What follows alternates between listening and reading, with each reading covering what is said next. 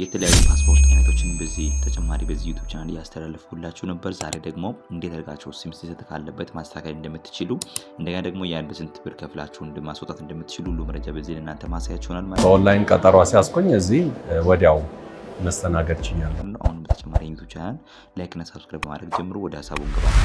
መጀመሪያ እንግዲህ ሎጊን አድርጋችሁ ወይም ክሬት አድርጋችሁ የምትገቡበት ሰዓት ላይ እንደዚህ አይነት ፌስ ነው የሚያመጣላችሁ ማለት ነው። ይሄ ሜሴጅ ደግሞ ወይም ይሄ ሊንክ የምታገኙት ከስር ወይም ሜሴጅ ቦታ ላይ ያለችውን ቴሌግራም ሊንክ ነክታችሁ ወይም ወደ ቴሌግራም በዚህ ጽሁፍ ገብታችሁ ስታገኙ ቀጥታ የምትመዘገቡበትን ሊንክ ታገኛላችሁ። ትክክለኛ የኢሚግሬሽን እና ዜግነት አገልግሎት ሊንክ መሆኑን ደግሞ መጀመሪያ ማድረግ ያለባችሁ። እኔ አሁን መጀመሪያ አካውንት ስላለኝ ሎጊን ብዬ ነው የምገባው። እዚህ ግን ሁለት አይነት ሀሳብ ነው ያለው። ወይ ሎጊን አድርጎ መግባት ካልሆነ ደግሞ ክሬት አካውንት ብለን ከሁለቱ በአንደኛው መግባት እንችላለን። አዲስ ከሆነ ሳይን አፕ ብላችሁ ከስር ባለችው ጽሁፍ ሳይን አፕ ብላችሁ መግባት ትችላላችሁ ማለት ነው። ቬሪፋይድ መሆኑን ደግሞ ከዛ በኋላ ማረጋገጥ ትችላላችሁ። ቬሪፋይድ የሆነ ከሆነ ቀጥታ በዚህ መግባት ትችላላችሁ። ሌላ ደግሞ ዩዘር ነምና ፓስወርድ መጀመሪያ ስላለ እኔ በዩዘር ነምና ፓስወርድ አስገብቼ መግባት ትችላላችሁ መጀመሪያ ስላለኝ ማለት ነው። እዚህ እንግዲህ ይሄን ይወጣላችሁ በኋላ ሁለት ነገር ይጠይቃል። በሞባይል ሜሴጅ የምትቀበሉት ወይ በኢሜል ነው ይጠይቃል። እኔ በሞባይል የምለውን እመርጣለሁ። በደንብ በሞባይል ወደ ሜሴጅ ስልኬ ላይ እንዲገባ። ይሄ ስልክ ደግሞ መጀመሪያ አካውንት የምትከፍቱበት ሰዓት ላይ ከአካውንቱ ጋር የተገናኘ ሲሆን ነው እንግዲህ ሜሴጅ ምን ላኩ። አሁን ፎን መርጫ ያለው በዚህ ስልክ ቁጥር ነው የምገባልኝ ማለት ነው። ሴንድ ኦቲፒ ካልኩኝ በኋላ ከዚህ ስልክ የተገናኘው ቁጥር ላይ ሄዳል። እሱ ሜሴጅ አመጥቼ እዚህ ጋር ማስገባው ነው ሆነው 6 ዲጂት ቁጥር ነው የምላከው። ያን 6 ቁጥር ዲጂት ደግሞ አመታችሁ እዚህ ጋር ማስገባት ነው የሚጠበቅባችሁ። ከዛ ይሄን ቁጥር 6 ዲጂት ቁጥር አመጥቼ እዚህ ጋር በትክክል አስገባለሁ። በትክክል ካስገባም በኋላ ወደ ሚቀጥለው ስቴፕ ያሳልፋል ማለት ነው። ስለዚህ ይሄ ሙሉ 6 ዲጂት ቁጥር ካስገባው በኋላ ኦኬ ወይም ኮንፈርም ብዬ ወደ ሚቀጥለው ስቴፕ አልፋለሁ ማለት ነው። እዚህ ጋር ስትመጡ እንግዲህ ብዙ አማራጮችን ያመጣላችኋል። ኦሪጂናል አይዲ የሚላለ፣ ፓስፖርት የሚላለ። ከዚህ በኋላ ደግሞ ያልተካተተ ይሄን ጽሁፉ የሚያሳየው የኔ ዩዘር ኔም ሲሆን ነው እንደዚህ ለእናንተ የሚያሳየው። ከስር ሬዚደንስ አይዲ እንደ ቪዛ የሚላለ። ይሄ የመጀመሪያ ሁለቱ የተፈቀዱ ናቸው። ኦሪጂናል አይዲ እና ፓስፖርት የሚለው መጀመሪያ የተፈቀዱ ናቸው። ከስር ካሚንግ ሱን የሚለው ሁለቱ ያልተፈቀደ ነው። ሬዚደንስ አይዲ እና ቪዛ ከዚህ በኋላ ይካተታል ተብሎ የሚጠበቁ ናቸው። አሁን ግን ኦሪጂናል አይዲ እና ፓስፖርት መጀመሪያ የተካተቱ መረጃዎቹ ናቸው ማለት ነው። ቀጣይ ላይ መካተት የሚችል መረጃ እንዳለ ነው የሚያሳየው ማለት ነው። ሬዚደንስ አይዲ እንደ ቪዛ። ከዛ ይሄን ካረጋግጣችሁ በኋላ እንግዲህ ፓስፖርት ብሎ አንድ ጊዜ ነክታችሁ ወደ ቀጥለው ስቴፕ ማለፍ ነው የሚጠበቅባችሁ። ችምልክ ስትነኩ ቀጥታ ፓስፖርት ተፈለገን ወደ ፓስፖርቱ ያስተላልፋል ማለት ነው። ከዛ እሱ ነክስ ብላችሁ ወደ ቀጥለው ስቴፕ ካለፋችሁ በኋላ ፓስፖርት አማራጮችን እናንተን ይጠይቃል። ከዚህ በኋላ ከዚህ በፊት አካውንት የነበረና አሁን እንደ አዲስ ክሬት የሚደረገው ከሁለቱ አንዱን አማራጭ ይጠይቃል። እዚህ ጋር የመጀመሪያው ፈርስት ታይም አፕላይንግ። ይሄ አዲስ መጀመሪያ ምንም ፓስፖርት የሌለው ባለፈው የሰራነው ቪዲዮ ከስር ማግኘት ትችላላችሁ ማለት ነው። ሁለተኛ ደግሞ ከዚህ በፊት ፓስፖርት የነበረ ነገር ግን ለማሳደስ የፈለገ ብዙ አይነት አማራጮች እዚህ ጋር አሉ። ጠፍተውባችሁ ከሆነ እንደገና ደግሞ ኤክስፓየር ያደረገ ከሆነ የስም ስህተት ካለ እንደገና መስተካከል ያለበት ኢንፎርሜሽኖች ምናምን ካሉ መጠቀም የምንችልበት ሁለተኛ ስቴፕ ነው መሆኑ። ከዛ እሱን ደግሞ ፒክ ካደረግን በኋላ ከስር ኮንቲኒው የሚል ጽሁፉን አንድ ጊዜ ክሊክ ካደረግን በኋላ ወደ ሚቀጥለው ስቴፕ እኛን ያሳልፋል። ከሁለቱ አንደኛው እሱን ለየት የሚያደርገው መጀመሪያ ስለ ነበረ ነው። ይሄን ከፈለግን ደግሞ ኮንቲኒው የሚለው አንድ ጊዜ ከነካም በኋላ ወደ ሚቀጥለው ስቴፕ ያሳልፋል። ካለፋችሁ በኋላ እዚህ ጋር ተርምና ኮንዲሽን አለው። ህግና ደንብ የራሱ የፓስፖርት ወይም የኢሚግሬሽን ዜግነት አገልግሎት ያዘጋጀበት ህግና ደንብ አለው። ይሄን ከተስማማችሁ አይ አክሴፕት የሚለውን እዚህ ከዚህ ያለችው ቦክስ ቦታዋን ቲክ ታደርጋላችሁ። ስትነኩ ቲክ ያደርጋል ማለት ነው። እዚህ ጋር አዳልት እንደ ቻይልድ የሚላለ። ስለዚህ አዋቂና ህጻናት ወይም ከ18 ዓመት በታች ላሉ ከሆነ ቻይልድ፣ ከዛ በላይ ከሆነ አዳልት እንመርጣለን። ከዛ ደግሞ ሪዝን ፎር ኢሹ ለምንድን ነው ይሄን ሪዝን ማንሳት የፈለጋችሁ? ለምን ችግር ነው ፓስፖርቱ ምን ችግር ነው ያጋጠመው ነው? ብዙ አይነት ነው ኤክስፓየር ያደረገ የጠፋ ዶክመንት ኤክስፓየርድ የሆነ እንደገና ደግሞ ሎስት ወይም የጠፋ ዳሜጅድ የሆነ እንደገና ደግሞ ፐርሶናል ዲቴል ፕሮቴክሽን የስም ስህተት ካለበት ፓስፖርት ፔጅ ራናውት ከሆነ ይሄ ሁሉ ጥያቄዎቹን እኛውን የምንፈልገው ኮሬክሽን ነው። ፐርሶናል ዲቴል ኮሬክሽን ወይም ኮሬክሽን መስተካከል ያለበት የስም ስህተት ካለ ብለን ነው የምንገባው። ከዛ ኔክስት ብለን ወደ መጥሎ አለፍን። እዚህ ግን ወደ መጥሎ አፕሊኬሽን ዲቴል ካለፍን በኋላ አይዴንቲፊኬሽን ታይፕ አለ። አሁን ቬሪፋይድ አክቲቭ ለማድረግ የፈለጋችሁ በምንድን ነው? በዲጂታል አይዲ ነው፣ ፓስፖርት ነው፣ ጎቨርንመንት አይደንቲፊኬሽን ነው፣ የሰራተኛ መታወቂያ ነው ወይስ በፋይዳ ነው እንደምትገቡት ምናምን ብሎ ይጠይቃል። ከዚህ ውስጥ እንግዲህ አሁን የፈለኩት በዲጂታል አይዲ ወይም በፋይዳ አይዲ ነው አክቲቭ ማድረግ የፈለኩት። ስለዚህ ፋይዳ አይዲ ወይም ዲጂታል ይመርጣለሁ። ዲጂታል ፊክ ካደረጋችሁ በኋላ የዲጂታሉን ቁጥር ይጠይቃል። ፋን ነምበር ወይም ፋይዳ ነምበር እንመርጣለን። ፋይዳ ነምበር ከመረጣችሁ በኋላ ቁጥሩን ይጠይቃል። ከዚህ አይደንቲፊኬሽን ነምበር የምታስገባቡትን ቦታ ብቻ ነው የምጠይቀው። እዚህ ጋር አይደንቲፊኬሽን ነምበር አመተን እናስቀምጣለን ማለት ነው። ሙሉ ቁጥሩን ይጠይቃል። አይደንቲፊኬሽን ነምበር ወይም ፋይዳን ላይ ያለችው ቁጥር ፋና መታችሁ እዚህ ጋር ማስገባት ነው የምትጠበቅባችሁ። መጀመሪያ ስላለን ይሄን ፔስት አደርጋለሁ። መጀመሪያ የራሴ ስላደል ማለት ነው። ከዛ ይህን ከጨረሳችሁ በኋላ ከስር እንግዲህ ሁለት አይነት ነገር ነው ያለው። በአማርኛና በእንግሊዝኛ ስማችንም አባታችንን ስም የአያታችንን ስም በደብል ነው የምናደርገው። ሁለት ጊዜ ነው የምንጽፈው፣ በእንግሊዝኛ በአማርኛ። በእንግሊዝኛ አሁኑ በአማርኛ እያለ ስለመጠይቅ የመጀመሪያውን ፈርስት ኔም በእንግሊዝኛ አስገባለሁ። ሰከንድ ኔም ያሉን ፈርስት ኔም ሁለት ጊዜ ነው የምጠይቀው፣ ምክንያቱም ፓስፖርት ላይ ደግሞ በአማርኛና በእንግሊዝኛ ስለሚቀመጥ ሁለቱን አማራጭ ይጠይቃል። ስለዚህ ፈርስት ኔም ላይ ፈርስት ኔም የራስን ስም አስቀምጣለሁ። መጀመሪያ ስለ ጻፍ ቀጥታ ነው የምጠይቀው። ባይ ዲፎልት ማሟላት ብቻ ነው የምጠበቅብኝ። የራስን ስም አስገባው። ከዛ መቀጠል ይሄ እንዳይታይ ያደረግኩት የዩቱብ ህግ እንዳይጥስ ለማለት ነው። ስለዚህ እዚህ ጋር የአማርኛ ስም አስገባው። ሁለቴ ደግሞ የአባትን ስም በእንግሊዝኛ፣ ከዛ በመቀጠል ደግሞ የአባትን ስም በአማርኛ። የእናንተን እንግዲህ ይህ ቪዲዮ ያያችሁ እናንተን በሌላ ስልክ መስራት ትችላለች። በጣም ቀላል ነው፣ የሚያስቸግር ነገር የለውም። ከዛ እዚህ ጋር አባቴ ወይም የአያት ስም አስገባው። ስለዚህ ጾታ ያስመርጠኛል። ሴክስ ሜል እንደ ፊሜል ብሎ ያስመርጣል። እዛ ስትደርሰው ደግሞ ግሪጎሪያን ካላንደር እንደ ኢትዮጵያን ካላንደር አለ። የተወለዳችሁበትን ቀን ይጠይቃል። በትክክል መሆን አለበት። እዚህ ጋር ጥንቃቄ ማድረግ ያለባቸው ከሚኒስትር ጋር የተገናኘ መሆን አለበት። እዚህ ከምትመርጡበት ሰዓት ላይ ግን ግሪጎሪያንና ካላንደር ሁለቱን ማሟላት አይጠበቅባችሁም። አንደኛው ስታሞሉ ሌላኛው በራሱ ባይ ዲፎልት ስለሚያስቀምጥ ምንም የሚያስቸግር ነገር የለም። ከሁለቱ አንዱን ፒክ አደረግኩ። ስለዚህ ይህን አንድ ፒክ ካደረግኩ በኋላ በትክክል በኢትዮጵያ ማሟላት ነው የፈለግኩት። በኢትዮጵያ በትክክል ካሟላ በኋላ በራሱ ስለሚያስቀምጥ ምንም ችግር የለውም ማለት ነው። ነክስት ምናምን ፊትና ጀርባ ነክስት ብላችሁ ማለፍ የምትችሉበት አማራጭ እዚህ ጋር ማለት ነው። 1990 ቤት ወደኋላ መለሳለሁ። 1994 ወይም 93 ብላችሁ ከዚህ ወያ የፈለጋችሁ መቅረት ትችላሉ። እንደ ምሳሌ ነው የምጠቀመው። እናንተም እንደዚህ ምትማድረግ ትችላላችሁ። 1993 ሰኔ 10 ብዬ አሞላለሁ ማለት ነው። ስለዚህ ይህን ካሞላ በኋላ ኮንፍርም ይላለው። ከዚህ ስር እንግዲህ ግሪጎሪያንና ኢትዮጵያን በራሱ አስቀምጠዋል። በግሪጎሪያን ጁን 17፣ ኢትዮጵያ ደግሞ ይሁድ ሰኔ 10 ብለዋል። ስለዚህ ኮንፍርም እያልፋለው። የጅምር ወይም ዕድሜውን አስቀምጠዋል። ሪጅን ኦፍ በርዝ የተወለዳችሁበትን ሪጅን ወይም ክልል ይጠይቃል። ስለዚህ ክልል ሳውዝ ዌስት ኢትዮጵያ ፒፕል እመርጣለሁ። ኔሽናሊቲ ኢትዮጵያ ነው፣ ባለበት ነው ሆነው። ፕሌስ ኦፍ በርዝ የራስን አስቀምጣለሁ። እንደገና ደግሞ እዚህ ጋር በርዝ ሰርቲፊኬት ነበር። እዚህ ጋር ጥንቃቄ ማድረግ ያለባችሁ የልደት ሰርቲፊኬት ቁጥራችሁ በትክክል የተቀመጠ መሆን አለበት። ምክንያቱም በኋላ ሶፍት ኮፒ አፕሎድ ወይም ዶክመንቶች ስለምናስገባ የማይመሳሰል ከሆነ ሌላ ችግር ስለሚያመጣ እዚህ ጋር በርዝ ሰርቲፊኬት በትክክል ማስገባት አለባችሁ። እሱን ቁጥር ደግሞ መጀመሪያም ስለጻፍ እዚህ ጋር አስቀምጣለሁ። 17 ዲጂት ነው ማለት ነው። ኦኩፔሽን ይጠይቃል። ሙያችን ምንድነው ብሎ እናስገባለን። አካውንታንት ብዬ ራሴን አስቀምጣለሁ። ከዛ ደግሞ ማርሻል ስታተስ ያገባ ያላገባ ምናምን አማራጭ የምታስገቡበትን የስም ገቢ ያስገብቻለሁ። ከዛ ደግሞ ሄይት ይጠይቃል። ቁመታቸው በትክክል 176 ወይም 1 ሜትር ከ76 ይላለው። አይ ክለር እንደ ሄር ክለር እንደተለመደው እንግዲህ የአብዛኛው ኢትዮጵያውያን እንግዲህ ወይም የአፍሪካውን ብላክ ነው። ስለዚህ ሁለቱም ባይ ዲፎልት አስቀምጠዋል። ኔክስት ብለን ወደ ሚቀጥለው ስቴፕ እናልፋለን። ከዛ ወደ ሚቀጥለው ስቴፕ ካለፍ በኋላ አራተኛ ላይ ደርሰናል። አሁን አጠቃላይ ስቴፖች እስከ 9 ነው መጨረሰው። በጣም ትንሽ ነው። ስለ ቪዲዮ ላይክ እና ሳብስክራይብ ማድረጋችሁ እንዳትረሱ። እንደዚህ አይነት አስተማሪ ነገሮች ስለምታገኙ አሁኑ ሳብስክራይብ አድርጉ። ስለዚህ አራተኛ ደርሰናል። ይህን ድረስ ዲቴል ላይ ነው። አሁኑም ሪጅን መልሰው ክልል ነው የምጠይቀው ማለት ነው። ሪጅኑ እንደገና መልሰን እናስገባለን ማለት ነው። ሪጅን የሚለውን አንድ ጊዜ ስትነኩ በራሱ ስለሚያሳይ ምንም ችግር የለውም። ባይ ዲፎልት እሱ መምረጥ ትችላላችሁ ማለት ነው። ሪጅን ሙሉ እንግዲህ ኢትዮጵያ ውስጥ ከሆናችሁ የራሳችሁን ስለሚያሳይ ምንም የሚያስቸግር ነገር የለውም። ሪጅን የሚለውን አንድ ጊዜ ክሊክ እናደርግ። ጊዜ ደግሞ ሳውዝ ዌስት ኢትዮጵያ ፒፕል የራሴን አስቀምጣለሁ ማለት ነው። ከዛ ዞን ይጠይቃል። ዞኑን ያለሁበት እናስገባለሁ። ከፋ ዞን ይላለው። ወረዳ እናስገባለን። እሺ ቀበሌ እናስገባለን። ሲቲ ወይም ከተማ እዚህ ጋር እንግዲህ ከተማችሁ ያላችሁበትን ከተማ ሲቲ መጻፍ ትችላላችሁ። ከዛ ሆም አድሬስ አሁንም አድራሻ የቤታችሁ አድራሻ አሁንም መጻፍ ትችላላችሁ ማለት ነው።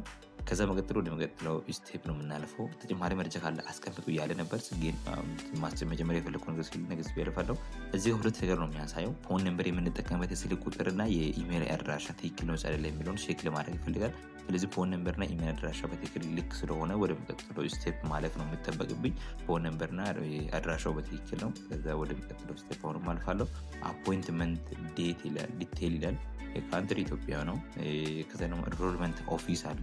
ከየት ነው የምትቀበሉት የሚለውን የኢሚግሬሽን ዜግነት አገልግሎት እናንተ አቅራቢያ ላይ ያለው የትኛው ምሮት ትመርጣላችሁ። እኔ ጂማ የሚለውን ይመርጣለሁ ማለት ነው። እናንተ አቅራቢያ ላይ ያለው የትኛው እንደሆነ እናንተ የራሳችሁን ትመርጣላችሁ። ከዛ በኋላ ደግሞ ሰርቪስ ታይፕ አለ። ሰርቪስ ታይፕ እንግዲህ እዚህ ጋር ጂማ የሚለው መርጣለሁ። ሰርቪስ ታይፕ 2 ቀን 5 ቀን እና የ45 ቀን አለ። እዚህ ጋር የ2 ቀን ዝግ ነው። የ5 እና የኖርማሉ የ20 ቀን ወይም ይቅርታ የ5 ቀን እና የ45 ቀን አለ። እዚህ ጋር 45 ቀን የሚቆየው 1 ወር ከ15 ቀን ከምናምን ማለት ነው። እሱ 5000 ብር ነው። ያኛው ደግሞ 20,000 ነው። ስለዚህ ኖርማሉ መምረጥ ስላልቸኮልኩ ወይም በፍጥነት ማውጣት ብዙም ስለማያስፈልገኝ ኖርማሉን እመርጣለሁ ማለት ነው። የ5,000 ብር ማለት ነው። አንዴ እሱን ከመረጣችሁ በኋላ ኔክስት ነው የምትሉት። ኔክስት ከማለታቸው በፊት ግን አፖይንትመንት ዴት አለ። ይቅርታ አፖይንትመንት ዴት ስትነኩ አማራጭ ያስመርጣቸዋል። መቼ ነው የምትቀበሉት የሚለውን ቀኑን በትክክል ስለሚያሳይ አፖይንትመንት ዴቷን ክሊክ እናደርጋለን።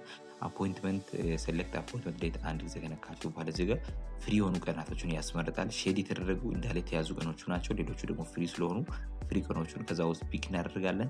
ሌሎቹ ደግሞ ሼድ የተደረጉ እንዳለ የተያዙ ናቸው። 26 አይታችሁ እንደሆነ ቀኑ ሙሉ ስለሆን ሼድ ሆኗል፣ ተይዟል፣ ወረፋ ተይዟል ማለት ነው። ሮብ ቀን ማለት ነው። ስለዚህ ቀሪዎቹን እንመርጣለን። ቀን 19 አልኩኝ። ይሄ ረቡዕ፣ ሰኔ፣ ነሐሴ 13 ላይ ሆን ኦገስት 19 ላይ ብሎ በወጡ ማስቀምጦልኛል። ኮንፍርም ይላለው። ስለዚህ ይህን ቀን ከተስማማ በኋላ ኮንፍርም ካላችሁ ሁለት አማራጭ ያመጣል። ፕሮግራሙ ከሰዓትና ጠዋት ነው። ሰዓት ይመቻቸዋል ያስመረጣቸዋል። እዚህ ጋር 15 ስፖት የሚባሉ ፍሪ ሰዓቶች አሉ። ስለዚህ ከነሱ ውስጥ የፈለግነው ሰዓት እንመርጣለን። ጠቃላይ ቀናቶች ይችላሉ። ሰዓት ማወቅ አለባቸው። ጠዋት ለምታደርጉ ይመረጣል። ደስ ደራችሁ ማስቀመጥ ትችላላችሁ። እዚህ ጋር ስንመጣ እንግዲህ አውቶንቲኬት በርዝ ሰርቲፊኬት ከርት ሌተር ወይም ይሄ ማለት አውቶንቲኬት በርዝ ሰርቲፊኬት ሚዲያ ሰርቲፊኬት ቅድም ቁጥሩ ያልተሳሳታችሁበት ትክክል ያስገባችሁበት ዶክመንት ፋይል ያስቀመጣችሁበትን ከፋይል ታመጣላችሁ። ከርት ሌተር ማለት ምንድነው? በትክክል እናንተ ስም መሆኑን ትክክለኛ ስማችሁን አረጋግጣችሁ ወይም እንደ ምስክር አጽፋችሁ ይዛችሁ የምትሄዱበት ከርት ሌተር ይሆናል። ኢትዮጵያ ፓስፖርት ራሱ የመጀመሪያውን ኢረድ ያለበትን ፓስፖርት እናስገባለን ማለት ነው። ሶፍት ኮፒውን ከዛ ደግሞ ፋይዳ አይዲ ያለ ወይም ዲጂታል አይዲ እናስቀምጣለን። 4 ዋና ዋና መረጃዎች እዚህ ጋር እንደሚያስፈልጉ መጀመሪያ ማወቅ አለባችሁ። ከዛ ይህን ከያዛችሁ በኋላ ኔክስት ብላችሁ ወደ መቀጥለው ስቴፕ ማለፍ ነው የምትጠበቅባችሁ። ስለዚህ ፓስፖርት አንድ በአንድ ኔክስት ከማለታችሁ በፊት እዚህ ጋር አፕሎድ ማድረግ የሚጠበቅብን ዶክመንት አለ። መጀመሪያ ምንድነው ዶክመንቱን አፕሎድ እናደርገው። ፋይል ሶፍት ኮፒ መጀመሪያ ስልካችን ላይ ሊሆን ይችላል፣ ኮምፒውተራችን ሊሆን ይችላል። አዘጋጅተን ያስቀምጥ ነው። በትክክል የሚታይ ጽሁፎችን አመተን እዚህ ጋር አፕሎድ ምልክት ስንነካ ቀጥታ ፋይሉን አፕሎድ ለማድረግ ይጠይቃል። ያን ዶክመንት አፕሎድ ስናደርግ ደግሞ ቀጥታ ወደ ፋይሉ ያመጣል። ስለዚህ አፕሎድ ምልክት አንድ ጊዜ እንነካለን። አፕሎድ ምልክቱ አንድ ከተነካ በኋላ ቺውዝ ፋይል ያስመርጣል። ፋይሉን ካስመረጥ በኋላ ፋይል ይላለው። ከዛ ከፋይል ካልኩኝ በኋላ ሙሉ በሙሉ ከፋይል መጀመሪያ ዶክመንት አመት ያስገባለው ማለት ነው። ስለዚህ እዚህ ጋር ያስመርጠኛል። ዶክመንት ኖርማል ያስመርጠኛል። ትክክል ተቀብሎ ከሆነ ፕሮሰስ ያደርግና ሴቭ ካደረጉ በኋላ ያመጣል ማለት ነው። ከዛ መቀጠል ደግሞ ቀጥሎ ያለው የከርት ሌተር ወይም ከፍርድ ቤት እንደ ድጋፍ የተጻፈው ወይም የኔ ትክክለኛ ስም አጽፌ የወሰድኩት ዶክመንት እሱን ደግሞ ፒክ ያደርጋል። እዚህ ጋር እንግዲህ የአይን ምልክት ያለው በትክክል ማየት ከፈለጋችሁ አንድ ክሊክ ስታደርጉ የሚያሳይበት ነው። የከርት ዶክመንት አፕሎድ ላደግ ነው። የተጻፈለት ጽሁፍ አንድ ትክክለኛ ስሜ እንደሆነ በትክክል የተመሰከረበትን ዶክመንት አፕሎድ አደርጋለሁ። ከዛ ኢረር ያለበት በጣም ላርጅ ሲሆን ደግሞ እንደዚህ የሚያደርገው ዶክመንት ላርጅ መሆን ያለበት መጋባይቶ ፊልስ ስለሆነ ከዛ ቀለል ያለው ዶክመንት መሆን ስላለበት ነው። ከዛ ካሉት አሁንም ዶክመንት ፒክ አደርጋለሁ። አሁንም ትልቅ ብለዋል። እንግዲህ ፋይሉ ትልቅ ሲሆን ነው እንደዚህ የሚያደርገው። ከዛ ካሉት ዶክመንቶች አንደኛውን ፒክ አደረግ። ከዛ ፒክ ካደረጋችሁ በኋላ አፕሎድ ወይም ሴቭ ትሄዳላችሁ። ሴቭ ካደረግን በኋላ ይጨርሳል። ከዛ ኢትዮጵያ ፓስፖርት የመጀመሪያው ፓስፖርት ኢረር ያለበት ፓስፖርት አሁንም አፕሎድ እናደርጋለን። ከፋይል እንመርጥና የመጀመሪያው ሶፍት ኮፒ አሁንም አፕሎድ እናደርጋለን። እሺ እንደዛ ምን እንደምሳሌ ተጠቀምኩ ያሉት ኖርማል ፒክቸር አይደለም። አሁንም ፋይል ላርጅ ብሏል። እዚህ ጋር እንግዲህ ሞኖ ፒክቸር እንመርጣለን። ሴቭ አደረግኩ። ከዛ መቀጠል ደግሞ ፋይል አይዲ ወይም ዲጂታል አይዲ ሶፍት ኮፒ እና ጀርባ በሶፍት ኮፒ ያዘጋጃችሁትን አፕሎድ ይላላችሁ። አፕሎድ ካደረጋችሁ በኋላ ከስር ስክሮል ያደረግን አንድ ዶክመንት እናስገባለን። ጨረስን ማለት ነው። ዶክመንቱን አሁን ሙሉ 4 ዶክመንቶችን አስገብተናል። 7 ስቴፕ ሄደናል። ወደ 8 ስቴፕ ከደረስን በኋላ አንድ ስቴፕ ነው እንግዲህ የሚቀረን ማለት ነው። ከዛ ኔክስት ወደ ሚቀጥለው ስቴፕ ማለፍ እንችላለን። ይሄ ሁሉም ቼክ ማድረግ ትችላላችሁ፣ ዲሌት ማድረግ ትችላላችሁ፣ እንደገና ዶክመንት መቀየር ትችላላችሁ። ምንም የሚያስቸግር ነገር እዚህ ጋር የለም። ስለዚህ ካሉት አጠቃላይ አማራጮች አሁን የመጀመሪያውን የአይን ምልክት ሲነካ ሙሉ ይሄን ያመጣልና ከዛ ኔክስት ወደ ሚቀጥለው ስቴፕ አልፋለሁ። እዚህ ጋር እንግዲህ ኦፕሽናል ዶክመንት ነው የምናስገባው። ተጨማሪ ዶክመንት ያስፈልጋል የምትሉ ነገር ካለ ዶክመንት አዲሽናል ዶክመንት ብላችሁ ማስቀመጥ ትችላላችሁ። ከሌላችሁ ግን ኔክስት ብላችሁ ወደ መቀጠሉ መጨረሻ ስቴፕ ወይ 9ኛ ላይ ማለፍ ነው።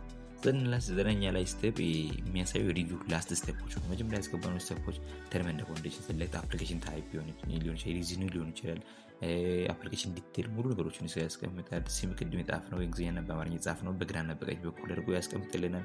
ሪጂን፣ ኔሽናሊቲ፣ ኦኩፔሽን፣ ሄልዝ፣ ማርሻል ስታተስ፣ ሄልዝ ሄር ከለር፣ ዞን፣ ቀበሌ ምናምን ሁሉ ነገር ኢሜል ጭምር ያስቀምጣል። ምክንያቱም ኢደር ካለ ወደኋላ ተመልሰን እንድናስተካክል ሙሉ ነገር ስለፈልግ ማለት ዶክመንት ያስቀምጠን ዶክመንቶችን እዚህ ጋር ስንመጣ ግን ኮንፍሊክት ከማድረጋችሁ በፊት ይላል you cannot edit after you submit ካላችሁ በኋላ ኤዲት ማድረግ አትችሉ። ከሆነ እንደ አዲስ ተመዝግባላችሁ እንጂ ኮንፊርም ተደረገ ማለት ወደ ሙሉ አክሰፕት ስለሚያደርግ ኤዲት ማድረግ አይቻልም ነው ብሎ ሳብሚታል ሙሉ ተቀብሏል። ከተቀበለ በኋላ እንግዲህ ወደ በኢሜል መልክም ይላክልናል ማለት ነው። ስልካችን ላይ ይላካል ወይም ኢሜል መጀመሪያ ያስገባነው ኢሜል ላይ ይላካል። እዚህ ጋር አፕሊኬሽን has been submitted please complete the payment to proceed አፕሊኬሽኑ ሳብሚት ተደርጓል። አሁን ክፍያው ብቻ ጨርስ ይላል። ሶ አፕሊኬሽን ሳብሚት ይላል። አፕሊኬሽን ኖት ኮምፕሊትድ አንቲል ፔመንት ሲመር ክፍያው እስከሚያልቅ ድረስ ክፍያው እስከሚያልቅ ፔመንቱ ኮምፕሊት ወይም ኮምፕሊት አፕሊኬሽኑ ኮምፕሊት አይሆንም ይላል። 3 ሰዓት ልዩነት ውስጥ ቶሎ ማለቅ ስላለበት ነው ብሩን እስከ 3 ሰዓት ድረስ ማስገባት አለብን ማለት ነው። ስለዚህ ፕሮሲድ ቱ ፔመንት እንላለን። ፕሮሲድ ፔመንት ስታደርጉ እንደዚህ ሮቴት ያደረገ እና ዩር አፕሊኬሽን ፔመንት ስቴፖችን ያመጣል። ፔመንት አይዲ አሁን ስለተቀምጣለች ፔመንት አይዲ ኦርደር አይዲ ወይም ፔመንት አይዲ ኦርደር አይዲ ነው ወሳኝ። እንግዲህ ሌሎች ነገር የምንጠቀምበት ማለት ነው። አፖይንትመንት ዴት አለን። ፔመንት ዲቴል አፕሊኬሽን ቱ ሪኢሹ ፓስፖርት ወር ኖርማል ሰርቫይስ ነው 5000 ብር ነው። ከዛ ደግሞ ፓስፖርት ፐርሰን ዲቴል ኮሬክሽን ስቴጅ ኮሬክሽን የሚስተካከለው በ7500 ብር ነው። እንዳጠቃላይ 12500 ብር ነው እንግዲህ የሚስተካከለው ማለት ነው። ከዛ መቀጠል ደግሞ ከስር ፔመንት ሜቶዶቹን ያስቀምጣል። እዚህ እንግዲህ ሁሉም ግልጽ ሆነላችሁ በኋላ ፔመንት ሜቶድ ያስቀምጣል። አብሲን የሚፈታ ንግድ ባንክ፣ ሲቢኢ ብር እና ቴሌብር ክፍያ የምንከፍልበትን ያሳያል። ሪዳይሬክት ቱ ፔይ ካላችሁ ቀጥታ ይወስዳል። የምትከፍሉበት አማራጮች ወይም ቴሌብር ላይ ቀጥታ ይወስዳል ማለት ወይ ንግድ ባንክ ላይ ይወስዳል። ስለዚህ መጀመሪያ ኮድ መያዝ ብቻ ነው የምንጠበቅብን። ኦርደር ኮድ እዚህ ጋር እንግዲህ ማወቅ ያለባቸው ነገር የንግድ ባንክ አካውንት እንደሌለ ማወቅ አለባቸው። አካውንት የላቸውም። እዚህ ጋር ኦርደር ኮድ የሚል ነው በኮድ ነው የምናስገባው እንጂ 1000 ብሎ የሚጀምር አካውንት እንደሌለ ሁሌም እርግጠኛ መሆን አለባቸው ማለት ነው። አጠቃላይ ይሄን እንግዲህ ከወሰዳችሁ ቀጥታ ክፍያ ትከፍላላችሁ። ክፍያ ከከፈላችሁ ይህችን ኮፒ አድርጋችሁ ክፍያ ከከፈላችሁ ያችን ደረሰኝ ፕሪንት አድርጋችሁ መያዝ እና ከዛ በአሻራ የምትሰጡበት ሰዓት ላይ ሊሆን ይችላል። ወይም ኤዲት ሲደረግ ኤዲት ተደርጎ ከመጣ በኋላ ሄዳችሁ የምታመጡበት ነገር ይሆናል ማለት ነው። ነገር ግን እዚህ ጋር መያዝ ያለባችሁ ነገር አንደኛ ልደት ሰርቲፊኬት ነው። ሁለተኛ ደግሞ የመጀመሪያ ፓስፖርት ነው። ሶስተኛ ደግሞ የህግ ማለት በፍርድ ቤት የተጻፈ የተመሰከረ ዶክመንት መኖር አለበት። የመጨረሻ ፋይዳውን ዲጂታል አይዲ ይዛችሁ ነው መገኘት ያለባችሁ ማለት ነው። እዚህ ጋር እንግዲህ መጨረሻ ስተፕ ላይ ደርሰናል። ይህን ፕሮሰስ ከጨረሳችሁ በኋላ ፔመንት ኮዷን ብቻ አስገብታችሁ ክፍያ 12,500 ብር መክፈል ነው እንግዲህ የሚጠበቅባችሁ ማለት ነው። ይሄ አጠቃላይ ያለው መረጃ ይሄን ይመስል ነበር። ያልገባችሁ ነገር ካለ መጠየቅ ትችላላችሁ። በጣም ወሳኝ የሆነ መረጃ ነው እንግዲህ ያነሳ ነው ማለት ነው። ዩቲዩብ ቻናላችሁ ብዙ ነገር የሚለቀቅበት ነገር